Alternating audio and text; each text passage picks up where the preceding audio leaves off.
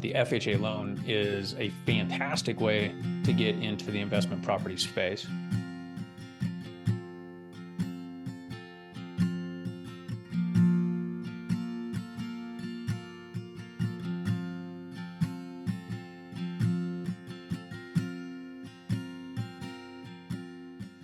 Welcome to the Break Free Real Estate Podcast, your daily guide to financial freedom through real estate. I'm your host, Jocelyn Kaufman, and I'm here with my co-host, David Robinson. And today we are going to talk to you guys about how to use an FHA loan to buy a multifamily property. So, David, do you want to kick this off? I know before we hopped on, you were explaining there's some limitations. Do you want to do like a high-level outline of those limitations? Yeah, for sure. I think first and foremost, if you're a first-time home buyer, the FHA loan is a fantastic way to get into the investment property space.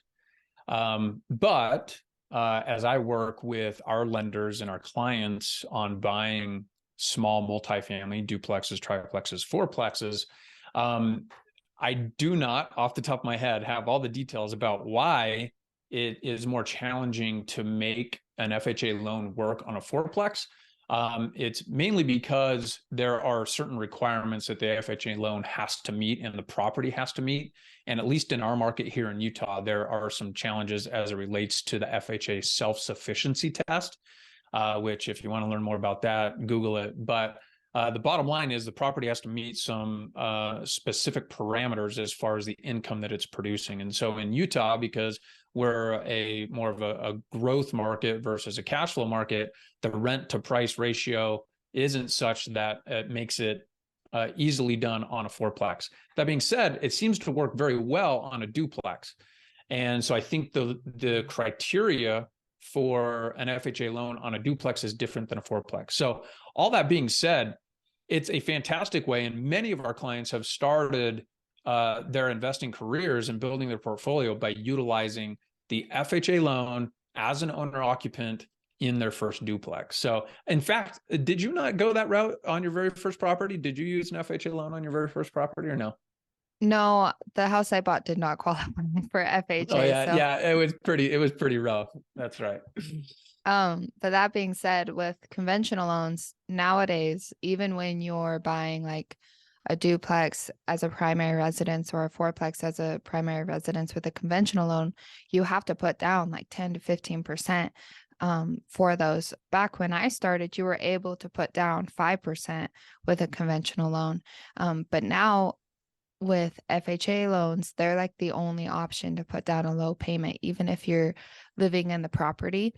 And so finding those properties that qualify for FHA but still need some work is like a gold mine, because you have the forced appreciation that you can increase the property's value, but then you are only having to put down the 3 to 5%.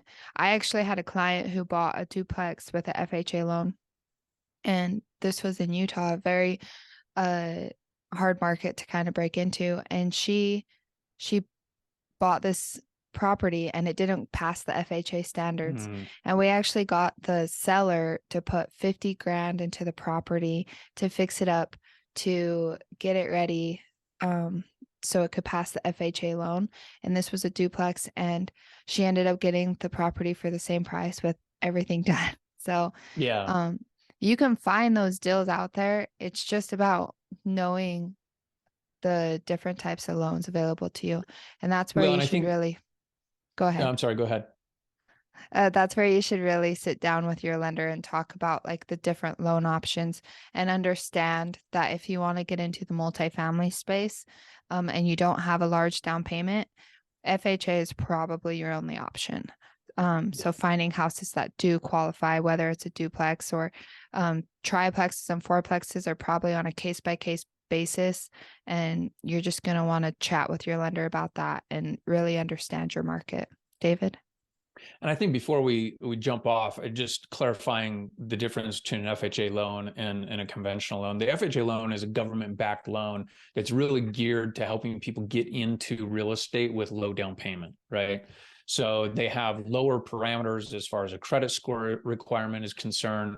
They have lower debt to income ratios that allow people to get in and utilize this loan. And in many cases, you can get into a property with as little as 3.5%, 5% down payment. So that's the reason why we're even bringing this up. And what Jocelyn was referring to, there are some stringent requirements as far as the condition of the property is concerned. So when you are utilizing an FHA loan, and one of the requirements will be that there will be an FHA approved inspection and appraisal done on the property. And the most common reasons why a property would be rejected are condition issues.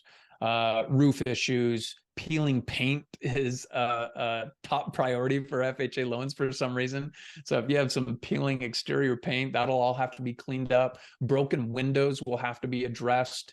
And what's cool about that, which is the strategy that you helped your client with, it doesn't mean that if you find a property that maybe is in a little bit of disrepair, that you're not going to be able to use an FHA loan.